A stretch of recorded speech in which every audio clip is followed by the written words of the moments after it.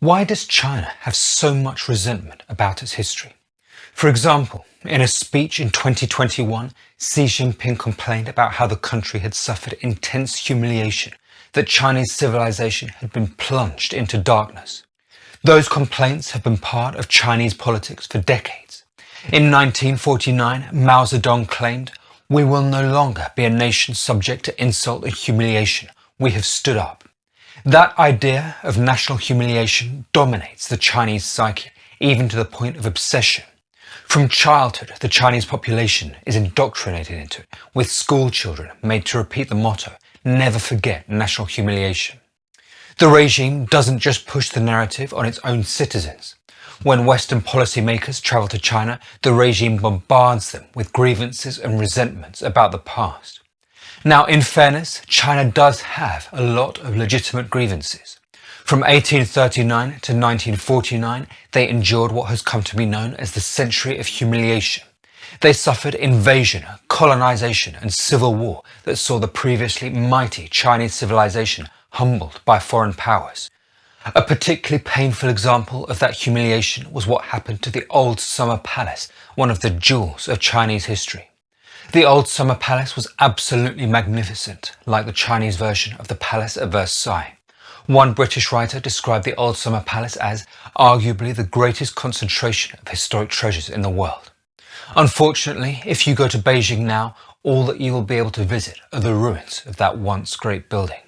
In 1860, the Old Summer Palace was looted and destroyed by British and French troops. In an act of extreme cruelty, thousands of troops spent 3 days systematically taking the building apart so that it couldn't be rebuilt. It was an act of deliberate, intentional humiliation of the Chinese people, one of many that would happen over the course of a century. So, what exactly happened and why?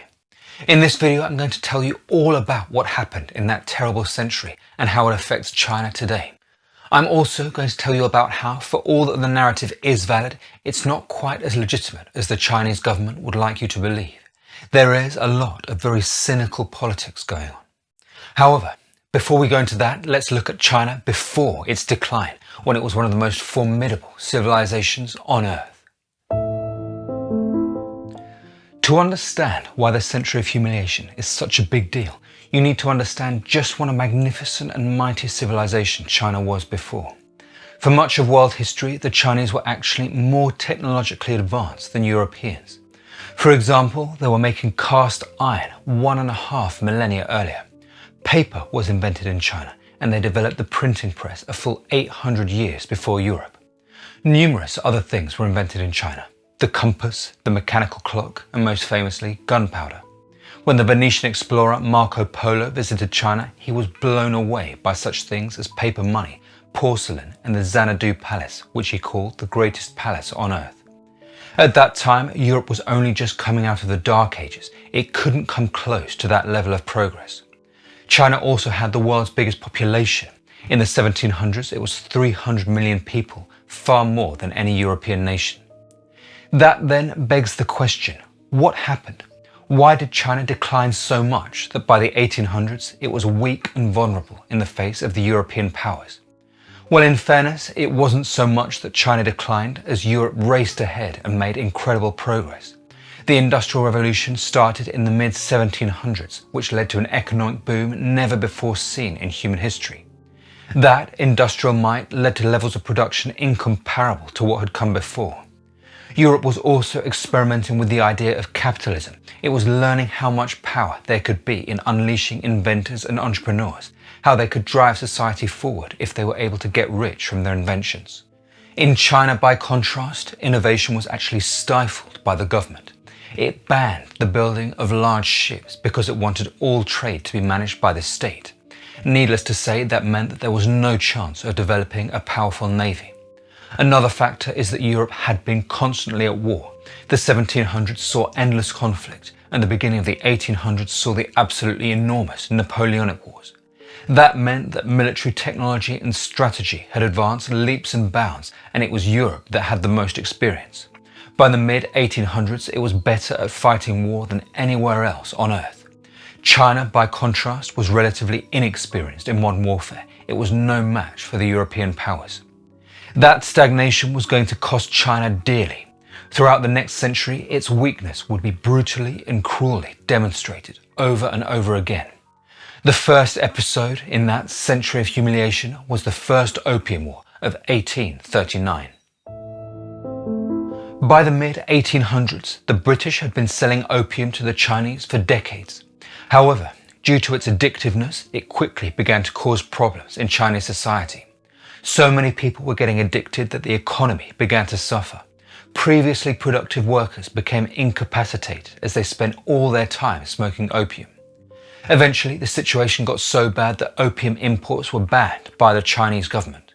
Unfortunately, rather than eradicating opium, that merely drove it underground. The ban never had much hope of success, in large part because it was opposed by the biggest drug dealer of the time, the British Empire. Britain had no intention of cooperating with the ban. It was making far too much money for that. That hostile behaviour by Britain eventually spilled over into armed conflict, the First Opium War. It started when a Chinese official seized and destroyed 1,000 tons of British opium. Hostilities started soon after, and China was completely unable to defend itself. The British Navy quickly dominated the coastline, blockading major ports and capturing key cities. On land, the Chinese had 10 times as many soldiers as the British, but the majority were armed only with spears or bows. They were completely outclassed. Eventually, after losing numerous battles, the Chinese were forced to sign the Treaty of Nanking, where they made significant concessions. They were made to pay reparations and cede control of Hong Kong. Even more humiliating than that, British nationals were exempt from Chinese laws. The government had no power over them. British citizens in China were essentially above the law, a huge blow to Chinese sovereignty and pride. The next major crisis for China actually came not from external powers, but from within. In 1850, an enormous civil war broke out, the Taiping Rebellion. That started when a man named Hong Si-Quan came to the conclusion that he might be the brother of Jesus. Hong had wanted to become a civil servant, but unfortunately he failed the entrance exam. However, not being smart enough to pass the exam wasn't going to put him off. Happily for Hong, he wasn't put on earth to be a mere Chinese civil servant. He in fact had an illustrious career in front of him as the son of God. He established the Taiping Heavenly Kingdom and gave himself the modest title of Heavenly King. Considering that he was essentially a complete fruitcake, Hong was incredibly successful. At one point he ruled over much of southern China and almost 30 million people. Unfortunately, all good things must come to the end, and that includes the Eternal Kingdom. Gradually, the main Chinese government was able to reconquer the territory. It was during that rebellion that China was once again humiliated by foreign powers. Only 6 years after Hong started his rebellion, the Second Opium War broke out. As you can imagine, the Chinese government, dealing with the rebellion and the war at the same time, was completely overwhelmed. The Second Opium War, like the first, started basically because the British wanted it. This time they were able to enlist the French, who were also keen to get in on the plunder. The Second Opium War was very similar to the first, with large Chinese armies getting repeatedly defeated by much smaller forces. It was during that war that the old Summer Palace was destroyed, as I mentioned earlier. The British commander learned that the Chinese had killed various British citizens, and so he ordered that the palace be systematically destroyed, brick by brick. It took 4,000 troops 3 days to completely dismantle that jewel of Chinese history. Eventually, in 1860, China was forced to sign the Treaty of Peking, which forced it to pay large reparations and gave Britain even more territory. Russia also got involved in the plunder, taking a large amount of territory in the north. The next major humiliation of China was at the hands of the Japanese in 1894. Japan had actually been modernizing at an impressive rate and was developing a strong military. Like the European powers, it wanted to expand and build an empire. Its first target was Korea. Korea would be the perfect bridge for a bigger invasion into Asia. It was also in crisis, and rebellion was trying to topple the government. Taking advantage of that, Japan sent troops who took the capital and established a pro-Japanese government. The Chinese were outraged by that and sent their own military to try to kick the Japanese out of Korea. Once again, the Chinese military was incredibly weak and ineffective. The Japanese were able to dominate on land and sea, and China was forced to withdraw all its forces from Korea. In the ensuing peace treaty, China was forced to give Japan Taiwan, and Korea became a Japanese vassal state. By the end of the 1800s, China's weakness was on full display in various different ways. Several important ports were fully controlled by foreign powers. European citizens were exempt from Chinese laws, and Christian missionaries had the freedom to preach wherever they wanted. As you can imagine, all that was deeply unpopular with the Chinese people. Eventually, some of them took matters into their own hands and took up arms against the foreigners in what was known as the Boxer Rebellion. It was called that because many of the rebels were experts in martial arts, so the Western powers called them the Boxers. It's important to note that the rebellion wasn't supported by the Chinese government, which didn't want to upset the foreign powers. The rebels soon raised an army and laid siege to Beijing. For the foreign powers, that was an emergency. If they didn't put down the rebellion, thousands of their citizens in China could be killed by the rebels. In the end, 8 nations, including Britain, France, and the USA, allied together to crush the rebellion. The Chinese government was forced to pay 18,000 tons of silver, almost twice its yearly income. Eventually, the decades of weakness and humiliation reached its logical conclusion, the overthrow of the ruling dynasty. The system of government that China had had for centuries was over. The Chinese Empire was no more. Over the next few decades, China would suffer even worse than it had before, even more instability and civil war. When the emperor fell, China initially came under the control of the general Yuan Shikai. However, Yuan was unable to form a stable government, and China began to fall apart. Then, in 1915, Japan sent China a list of humiliating demands. It demanded that China cede territory near Beijing and that Japan be given influence over Chinese politics. That would effectively make China a vassal of Japan. In its state of weakness and division, China was forced to accept the demands. The next year, Yuan Shikai died, and China totally fell apart, entering what has come to be known as the Warlord era. As the name suggests, China was balkanized, divided amongst various warlords that fought with each other. At that point, it wasn't clear that China would ever again be reunited into one country. Maybe it would forever remain divided into smaller nations. 2 of the most powerful groups at the time were the Kuomintang, led by Chiang Kai-shek, and the Communists, led by Mao Zedong.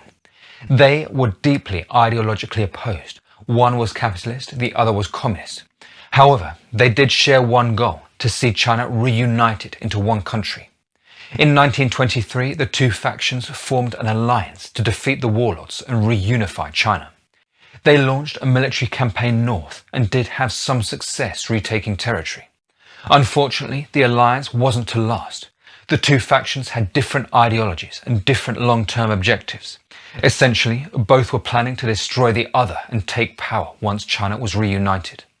That tension between the 2 factions eventually culminated in a brutal purge in 1927. Chiang Kai-shek ordered a massacre of thousands of communists in Shanghai. Chiang thought that he was eliminating the communists as a threat and that he wouldn't need to worry about them anymore. He couldn't have been more wrong. That massacre triggered a brutal civil war that would last over 20 years.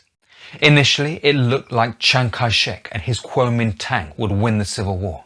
Chiang and his forces came very close to wiping out the communists in the mid-1930s. The communists were surrounded and on the verge of being destroyed.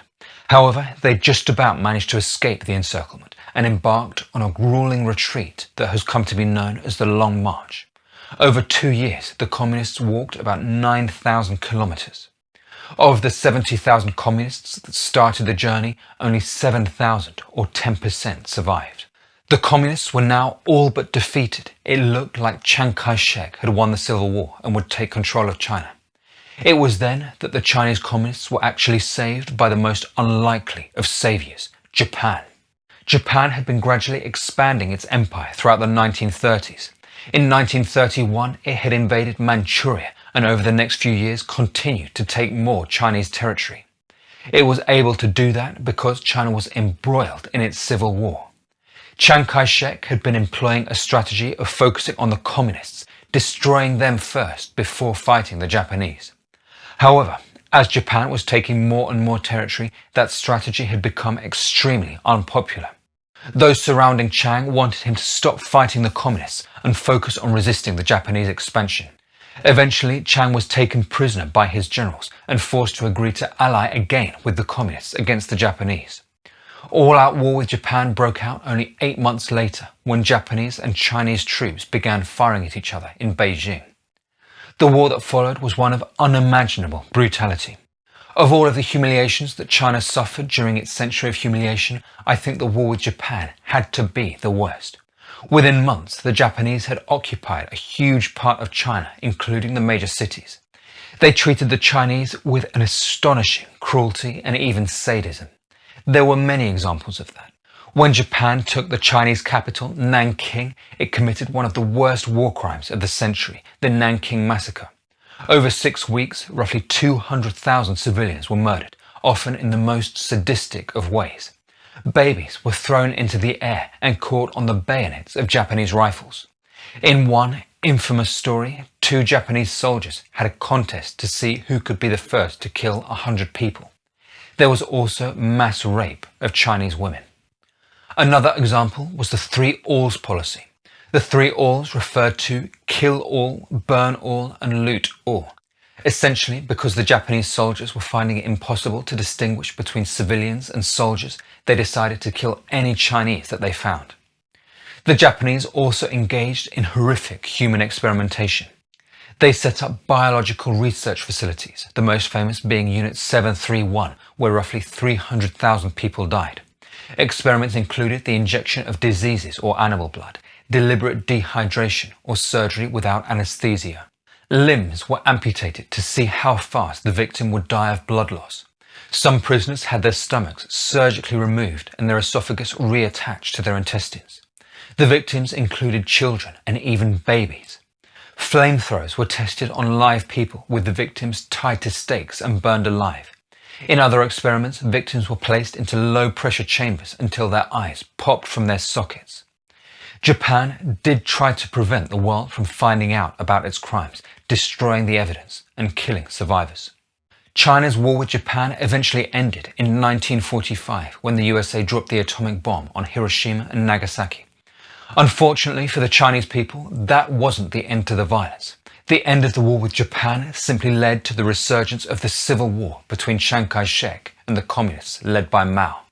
After 4 more years of civil war, it was Mao Zedong and the communists that came out on top and took control of all of China. It was then, in 1949, that China's century of humiliation ended, at least according to the Chinese government.